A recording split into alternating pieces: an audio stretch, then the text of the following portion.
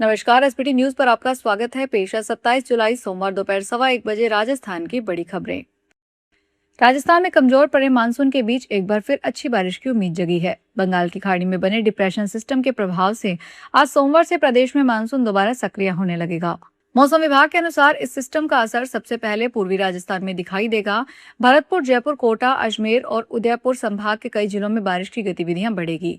सोमवार को प्रदेश के 10 जिलों में बारिश का येलो अलर्ट जारी किया गया है। मौसम विभाग का कहना है कि 29 और 30 जुलाई को कोटा और उदयपुर संभाग के कुछ इलाकों में भारी बारिश होने की संभावना है। यह सिस्टम 1 से 2 अगस्त तक राजस्थान के मौसम को प्रभावित कर सकता है। ऐसे में कई जिलों में मध्यम से तेज बारिश का दौर देखने को मिल सकता है। पूर्व शिक्षा मंत्री धर्मेंद्र प्रधान संसद के मानसून सत्र में शामिल होने के लिए संसद भवन पहुंचे। इस दौरान एनडीए सांसदों ने संसद भवन के बाहर उन्हें शॉल उठाकर सम्मानित किया और उनका स्वागत किया। प्रधान ने नीट पेपर लीक विवाद के बीच 25 जुलाई को शिक्षा मंत्री पद से इस्तीफा दिया था। आज विपक्ष नीट पेपर लीक और छात्रों पर हुई पुलिस का कार्रवाई का मुद्दा उठाएगा। वहीं सरकार आज पेपर लीक पर सख्ती को लेकर सार्वजनिक परीक्षा संशोधन विधेयक 2026 पेश करेगी। माउंट आबू में हो रही बारिश के बाद पहाड़ियों से झरने बहना शुरू हो गए हैं। मौसम खुशनुमा बना हुआ है। सुहावने मौसम का पर्यटक आनंद उठा रहे हैं। साथ ही झरनों को देखने के लिए भी सैलानी उमड़ रहे हैं। माउंट आबू में सोमवार को भी सुबह से रुक रुक कर बारिश का सिलसिला बरकरार है। कभी रिमझिम तो कभी तेज बारिश हो रही है। इससे पर्वतीय वादियों में कोहरा भी छाया हुआ है। लगातार 5 दिनों से हो रही बारिश के कारण माउंट आबू के मुख्य पेयजल स्रोत लोअर कोदरा डैम में पानी की आवक 9 फीट बढ़ गई है। दिल्ली मुंबई एक्सप्रेसवे पर से चेचट टनल को आज से ट्रायल के लिए खोल दिया गया है। राष्ट्रीय राजमार्ग प्राधिकरण ने झालावाड़ और मध्य प्रदेश की ओर से कोटा आने वाले वाहनों के लिए टनल वल का संचालन शुरू कर दिया गया है। यह ट्रायल करीब 2 महीने तक चलेगा। एनएचएआई की परियोजना निदेशक संदीप आहवाल ने बताया कि फिलहाल झालावाड़ से कोटा की ओर आने वाले वाहन टनल 1 से गुजरेंगे। करीब 15 दिन बाद कोटा से झालावाड़ जाने वाले वाहनों के लिए दूसरी टनल भी शुरू कर दी जाएगी। टनल शुरू होने से दर्रा की नाल पर रंगले वाले लंबे जाम से बड़ी राहत मिलने की उम्मीद है। अनुमान है कि करीब 50% यातायात टनल से गुजरने लगेगा, जिससे हाईवे पर दबाव कम होगा। राजस्थान लोक सेवा आयोग कार्यालय परिसर में सिक्योरिटी सिस्टम को मजबूत किया जा रहा है। यहां प्रवेश के लिए पास बनाना सभी के लिए जरूरी कर दिया गया है। परिसर में अफसरों की बिना अनुमति व बाहर बने काउंटर के पास लिए बिना कोई भी परिसर में प्रवेश नहीं कर सकता। साथ ही आरपीएससी अध्यक्ष लेफ्टिनेंट कर्नल केसरी सिंह की पहल पर सुरक्षा को लेकर नवाचार किया जा रहा है। इससे सभी अफसरों कार्मिकों में आने वाले कैंडिडेट्स के लिए कलर कोडेड आई कार्ड व्यवस्था शीघ्र ही लागू होगी। सांसद असदुद्दीन ओवैसी की पार्टी ऑल इंडिया मजलिस ए इत्तेहादुल मुस्लिमीन ने राजस्थान की आगामी पंचायत राज और नगर निकाय चुनावों में पूरी ताकत के साथ उतरने का औपचारिक ऐलान कर दिया है। राज्य में अब तक मुख्य रूप से भारतीय जनता पार्टी और कांग्रेस के बीच ही द्विपक्षीय मुकाबला देखने को मिलता रहा है। यह पहला मौका होगा जब एआईएमआईएम राजस्थान में जमीनी स्तर पर पंचायत और नगरीय चुनावों में अपने आधिकारिक और समर्थित उम्मीदवारों को मैदान में उतारकर किस्मत आजमाएगी। जमील खान ने कहा कि पार्टी राजस्थान के अवाम के वास्तविक मुद्दों, स्थानीय समस्याओं और उनके हकों की पुरजोर आवाज बनकर हर चुनावी मैदान में दृढ़ता से खड़ी रहेगी। जयपुर शहर की बढ़ती आबादी की पेयजल जरूरतों को पूरा करने के लिए सूरजपुरा से बालावाला तक बिछाई जाने वाली 105 किलोमीटर लंबी नई पाइपलाइन को लेकर बीसलपुर प्रोजेक्ट विंग से चौंकाने वाली जानकारी सामने आई है। वर्ष 2015 में इस लाइन की लागत 1100 करोड़ रुपए आंकी गई है, जबकि अब करीब 10 वर्ष बाद इसका खर्च बढ़कर 2500 करोड़ रुपए से अधिक पहुंचने का अनुमान है। राजस्थान सरकार ने बजट में सूरजपुरा से बालावाला तक नई पाइपलाइन 1879 करोड़ रुपए की लागत से बिछाने की घोषणा की थी। बॉलीवुड के एक्टर, डायरेक्टर, प्रोड्यूसर और राइटर महेश मांजरेकर पहली बार जयपुर में थिएटर करने वाले हैं। वे 1 और 2 अगस्त को राजस्थान इंटरनेशनल सेंटर के ऑडिटोरियम में अपने चर्चित मराठी हिंदी नाटक एनिमल का मंचन करेंगे।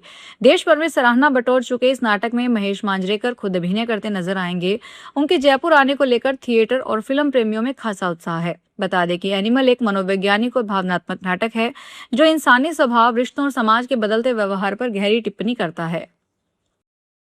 बीकानेर के ऐतिहासिक गजनेर पैलेस में चोरी का मामला सामने आया है। पैलेस परिसर स्थित सरदार निवास में अज्ञात चोर कमरे का ताला तोड़कर पुराने और कीमती पीतल, तांबा व कांसे के बर्तन समेत अन्य सामान चोरी करके ले गए। घटना के बाद गजनेर थाने में मामला दर्ज करवाया गया है। जानकारी के अनुसार सरदार निवास परिसर के एक कमरे का ताला टूटा हुआ मिला। अंदर जाकर देखा तो वहां रखा सामान गायब था। चोर पुराने पीतल, तांबा और कांसे के बर्तन अपने साथ ले गए। इसके अलावा प्लास्टर चोरी होने की भी जानकारी सामने आई है। दौसा जिले के सिकंदरा थाना क्षेत्र में पुलिस चौकी से महज 1 किलोमीटर दूर ज्वेलर्स की 2 दुकानों में लाखों रुपए की चोरी हो गई। देर रात अज्ञात चोर दोनों दुकानों के ताले तोड़कर अंदर घुसे और सोने चांदी के जेवरात समेत कीमती सामान लेकर फरार हो गए।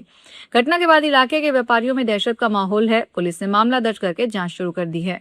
सोमवार सुबह जब दुकानदार दुकान खोलने और सफाई करने पहुंचे तो ताले टूटे देखकर उनके होश उड़ गए। एक साथ 2 दुकानों में चोरी की घटना से व्यापारियों में डर और नाराजगी का माहौल बन गया। धौलपुर के मचकुंड में लोंगपुर पहाड़ी मार्ग पर एक लेपर्ड का मूवमेंट देखा गया, जिससे क्षेत्र में दहशत फैल गई। तीर्थराज मचकुंड पर सैर कर रहे 3 युवकों ने तेंदुए को सड़क पार करते हुए देखा और तुरंत वन विभाग को सूचना दी। सूचना मिलते ही वन विभाग की टीम मौके पर पहुंची और क्षेत्र का निरीक्षण किया। प्रारंभिक जांच में यह माना जा रहा है कि तेंदुआ अपने शावकों के साथ इस क्षेत्र में मौजूद है, इसलिए लोगों को विशेष सावधानी बरतने की आवश्यकता है। वन विभाग ने घोषणा की है कि मचकुंड लोंगपुर पहाड़ी मार्ग पर जल्द ही चेतावनी बोर्ड लगाए जाएंगे। जोधपुर शहर में पूरे सप्ताह बारिश की चेतावनी जारी की गई है। आने वाले 7 दिनों के लिए आंधी बारिश का येलो अलर्ट जारी किया गया है। वहीं लगातार चले बारिश के दौर की वजह से सामान्य बारिश का रिकॉर्ड भी 8% ज्यादा में पहुंच गया। लगातार मौसम में हो रहे बदलाव से तापमान में भी गिरावट दर्ज की गई है।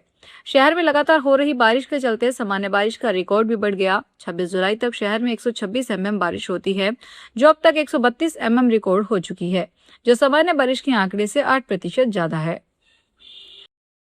डीग पुलिस की क्विक रिस्पांस टीम देर रात एक कंपनी से चोरी हुए ट्रेलर को लगभग 50 किलोमीटर तक पीछा करने के बाद नदबई थाना क्षेत्र से बरामद कर लिया।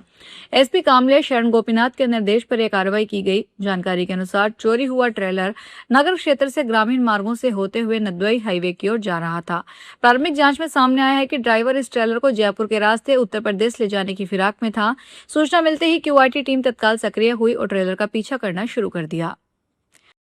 अजमेर जिले के केकड़ी जयपुर मार्ग पर कोटड़ी के निकट हरपुरा मोड़ पर हुए दर्दनाक सड़क हादसे में एक व्यक्ति की मौत हो गई, जबकि 6 लोग गंभीर घायल हो गए। 2 कारों के बीच हुई आमने सामने की भिड़ंत इतनी तेज थी कि दोनों वाहन बुरी तरह क्षतिग्रस्त हो गए। हादसे के बाद मौके पर अफरा तफरी मच गई और कुछ समय के लिए मार्ग पर वाहनों की लंबी कतार लग गई।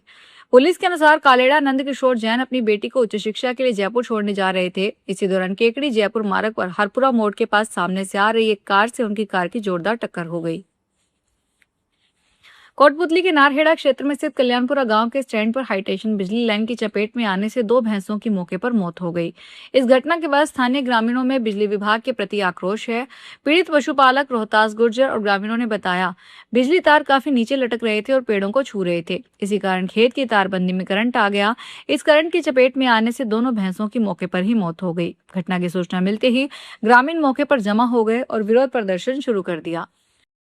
फिलहाल इस बुलेटिन में इतना ही। फिर हाजिर होंगे बड़ी खबरों के साथ।